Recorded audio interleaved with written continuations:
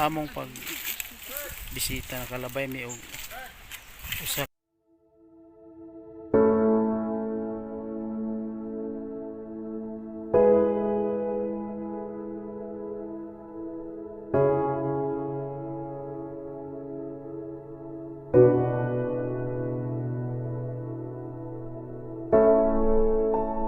ay inani ang iyang panimalay.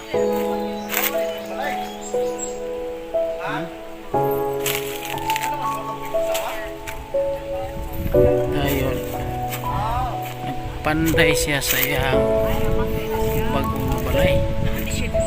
Kinikaroon mo niya iyang ipanday. Noy, mayong hapon, mayong udto. Imuha ning balay nga gitukod. Imuha ning balay nga gitukod. Wala di kay kauban nga maghimo sa balay nimo.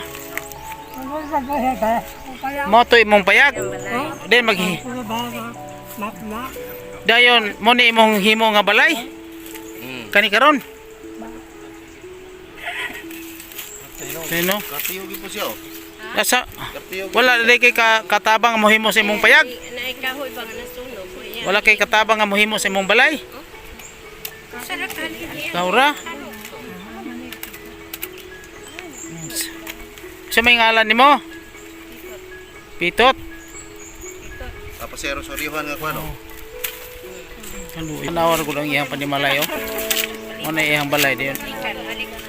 Naningkamot siya nga makahimo og balay oh. Ang sa haligi niya kahoy nga wala pa na putol diretso lang niya. Mga hoy ni siya.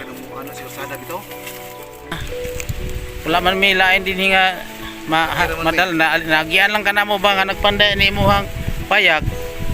Nami hatag nimo nga jutay nga kantidad. Imuha na kana ipalit nimo na sa imong lansang. Napoy saging din hiyo. Malungag na nimo ning saging.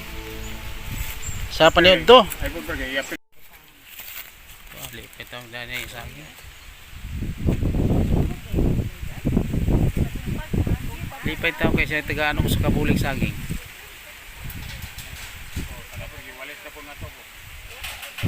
Mubalik lang mi din he, ha? O mo bisita mi pagbalik nimo din he. Nalipay ba ka? Oh, nalipay taon siya. Sige mo balik lang mi ha. Salamat.